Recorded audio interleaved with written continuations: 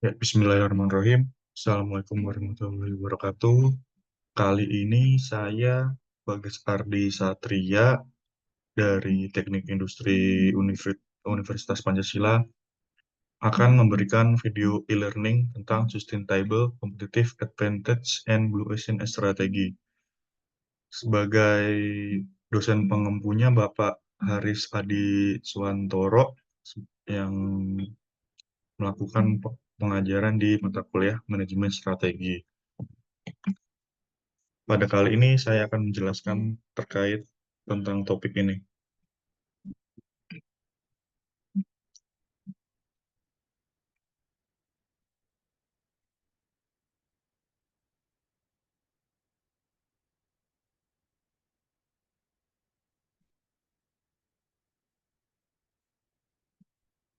Oke, yang pertama itu Sustainable Competitive Advantage. Definisinya yaitu Sustainable Competitive Advantage atau keunggulan kompetitif berkelanjutan adalah unggulan yang dimiliki oleh perusahaan yang tidak mudah ditiru atau dilampaui oleh pesaing dan dapat dipertahankan dalam jangka panjang. Untuk source of sustainability competitive advantage itu ada beberapa. Yang pertama itu proprietary information, lalu itu skala, yang dimaksud dari skala di sini adalah skala perusahaan, lalu intellectual property, yaitu sebuah aset perusahaan yang sangat penting, lalu lokasi, selanjutnya itu network effect, lalu locked up supply, inovasi, dan brand loyalty. Dari semua aspek tersebut, ini menggambarkan dari sustainable competitive advantage di setiap perusahaan masing-masing. Seperti brand loyalty. Brand loyalty ini sangat berpengaruh karena customer itu akan melihat dari brand untuk membeli atau melakukan purchase pada perusahaan tersebut. Begitu juga dengan inovasi-inovasi yang selalu terdepan, menjadikan perusahaan atau pengusaha tersebut sebagai market leader karena dia memiliki inovasi yang sangat terkini. Lalu yang kedua itu value proposition. Dari aspek mulai dari produk, lalu service, lalu pain reliever, dan green creator, itu sangat berpengaruh pada customer-nya. Seperti kalau dari perusahaan itu produk, lalu kalau misalnya dari customer job. Lalu yang selanjutnya itu unique resource and capabilities. Resource and capabilities itu uh, isunya adalah what are resource are and capabilities, lalu what type of resource and capabilities can contribute to competitive advantage and superior performance, lalu how can resource and capabilities and evaluated, and how resource and capability be delivered and management. Yang pertama yaitu apakah sumber daya dan kapabilitas perusahaan tersebut oke. Dalam artian ini unik, setiap perusahaan itu harus memiliki keunikan masing-masing dan didukung oleh sumber daya dan kapabilitas perusahaan tersebut untuk mencapai sustainable. Lalu tipe sumber dan kapabilitas apakah berkontribusi kepada kompetitif dan performa yang superior. Nah, di sini juga dibahas dari setiap eh, sumber daya tersebut apakah berkontribusi terhadap persaingan di dunia bisnis. Lalu, eh, oke, apakah bisa sumber daya dan kapabilitas itu dapat dievaluasi? Karena setiap evaluasi kan akan berdampak positif pada perusahaan. Lalu bagaimana bisa mendevelop dan memanage di unique resource tersebut? Dan dari sini, bagaimana sih mendevelopment dan memanage dari keunikan resource and capabilities dari perusahaan masing-masing. Lalu yang berpengaruh selanjutnya yaitu customer relationship. Customer relationship itu hubungan antar ke customer itu yang pertama itu stratification, lalu loyalty, service, reliability, improvement, marketing, quality, and support. Dari semua ini itu dasar dari customer relationship. Misalnya di loyalty, eh, customer itu akan loyal kepada barang yang sudah menurut dia oke, atau menurut dia itu sangat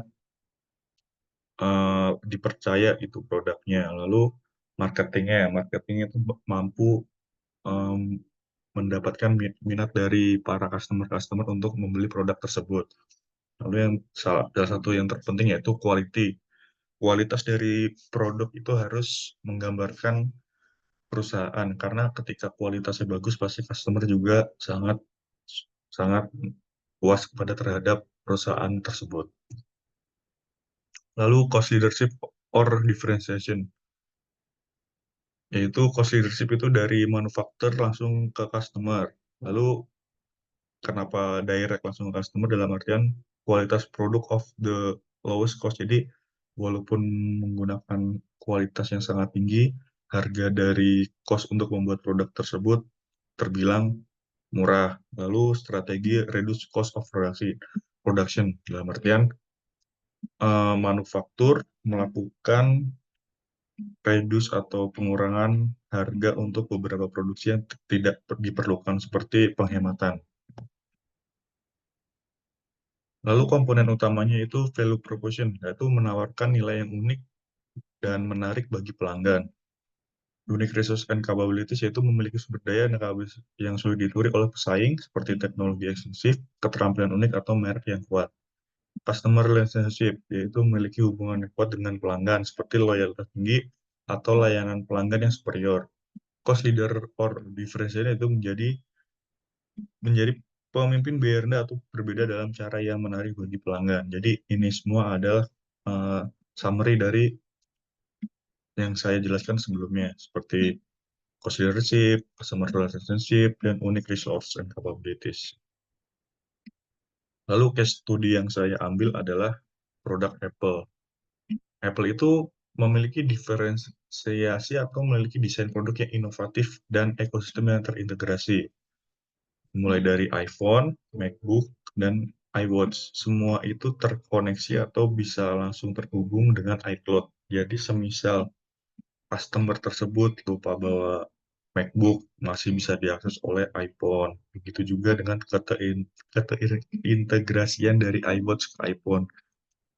Ketika misalnya ada telepon atau chat dari handphone, customer tidak perlu membuka HP, hanya dengan melihat jam tangannya, dia sudah memiliki atau mendapatkan informasi dari notifikasi dari apa yang mendapatkan informasi di handphone tersebut.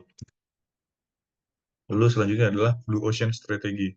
Definisinya adalah pendekatan bisnis yang menekankan penciptaan ruang pasar yang belum tersentuh atau Blue Ocean. Daripada bersaing di pasar yang sudah penuh dan kompetitif, mending kita mencari uh, hal yang masih bisa kita gali atau kita kembangkan.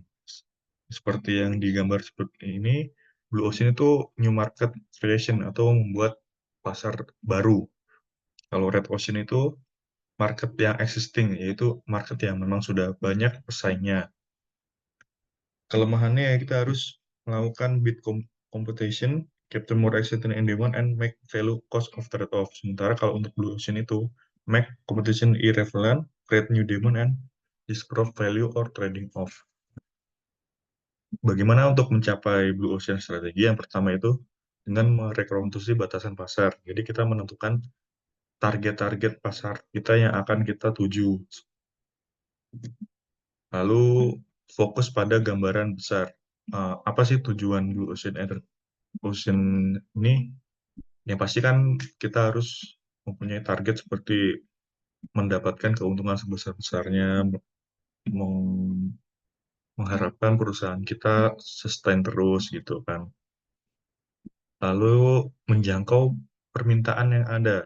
Jadi dalam artian walaupun sudah ada pasarnya, kita masih bisa menjangkau permintaan-permintaan yang masih belum tercover oleh orang lain. Maka kita hadir untuk bisa melakukan jangkauan tersebut. Lalu memastikan implementasi yang layak, dalam artian kita melakukan inovasi-inovasi atau implementasi produk yang layak di pasar yang akan kita targetkan. Lalu yang selanjutnya itu kerangka kerja. Kerangka kerjanya itu eliminate, reduce, rise, and create. Yaitu yang pertama itu untuk mendapatkan value yang baru itu kita harus mereduce, lalu mereduce itu dalam arti melakukan pengurangan yang tidak berarti, lalu melakukan eliminasi yang tidak perlu kita lakukan, lalu kita rise itu menaikkan apa yang harus kita naikkan, lalu kan kita buat produk tersebut. Case tadi yang saya ambil adalah Nintendo Wii. Nintendo ini menyasar segmen non-gamer dengan kontrol inovatif yang mudah digunakan. Berbeda dengan PlayStation atau dengan Xbox. Untuk Nintendo Wii ini memang konsol game, akan tetapi konsol game yang agak unik dalam artian pemain harus bisa apa ya, seperti olahraga gitu. Misalkan kalau seperti Nintendo Wii itu game contohnya adalah main badminton. Jadi ya customer itu ya beneran main badminton berdiri terus mukul koknya itu dengan dibantuan dari remote tersebut. Jadi kalau kita main PlayStation kan kita hanya main stick saja. Cuma kalau untuk dengan kita main Nintendo Wii, customer harus bisa sekalian olahraga gitu. Contoh uniknya. Sekian presentasi dari saya. Terima kasih. Wassalamualaikum warahmatullahi wabarakatuh.